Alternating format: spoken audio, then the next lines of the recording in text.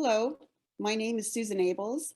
I'm from Basic Income British Columbia and Coalition Canada Basic Income Revenu de base. I'm here to tell you a little bit about our new project, the Green Resilience Project. This project is a series of conversations in communities across Canada and discusses the links between climate change, income security, and community resilience. This project is being developed by Basic Income and climate change organizations and experts in collaboration with community-based partners.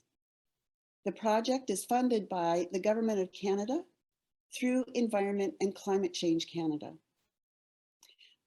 But first, I'd like to discuss why we developed this project. Like every nation, Canada has had a very difficult couple of years.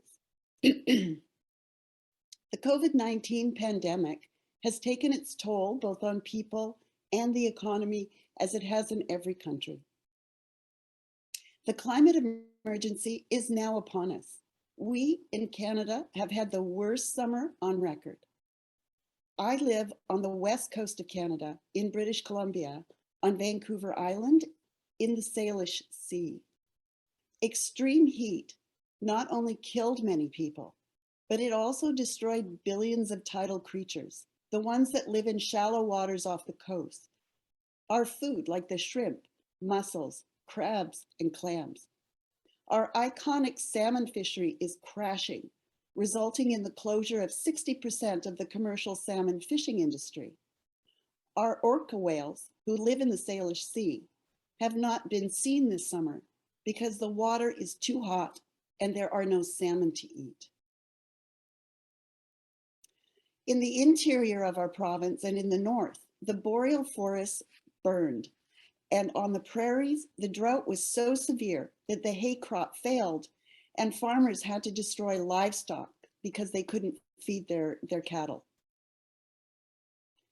In Canada, we have spent the last 2 years talking about the need for a just recovery from the pandemic and a just transition to a low carbon economy.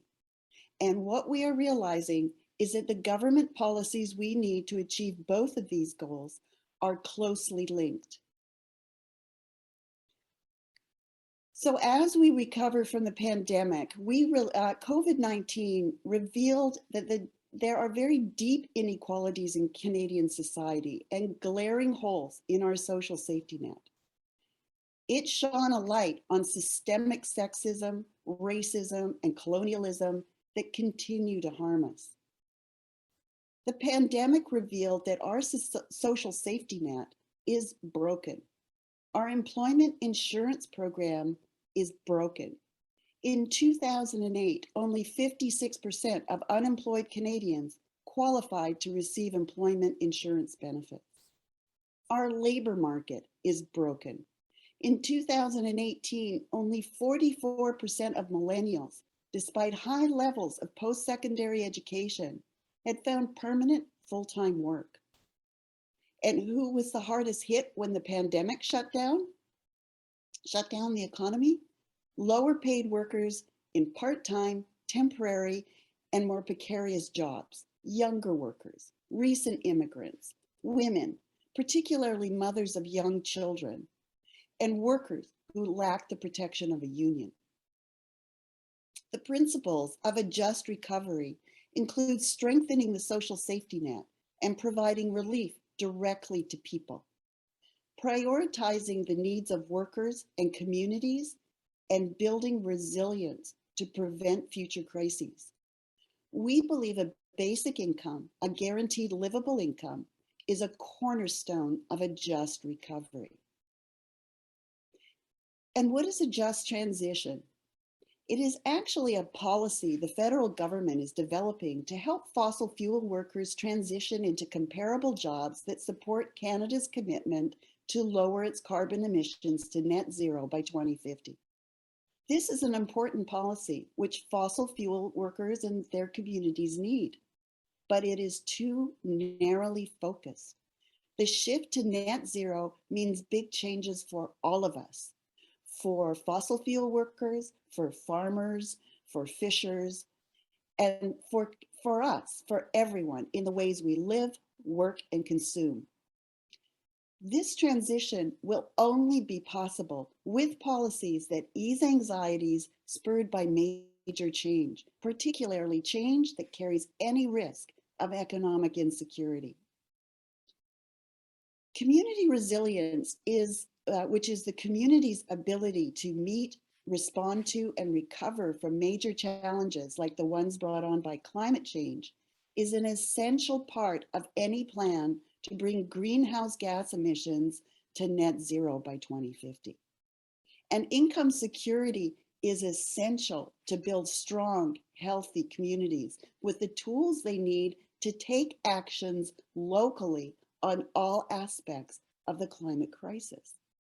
But so far, there has been little coordinated effort to ground responses to climate change in resilient communities, supported by adequate incomes and services that make it possible for people to embrace the social and environmental transition ahead.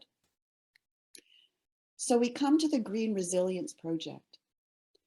Public opinion polls show strong support for action on both climate change and income security. The Green Resilience Project seeks to learn how policies in these two areas can support each other at the local level.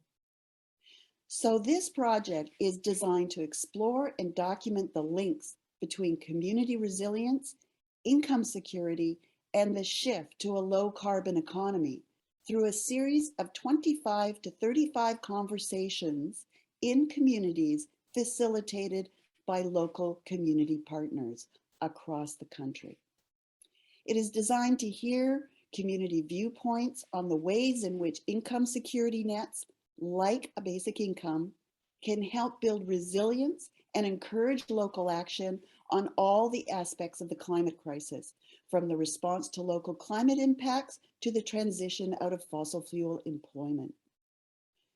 To build, this project will also help build local understanding within and across Canadian communities about the intersection of climate, energy, income security, and community resilience, and to give voice to those who are too often left out of this important policy discussions and these important decisions.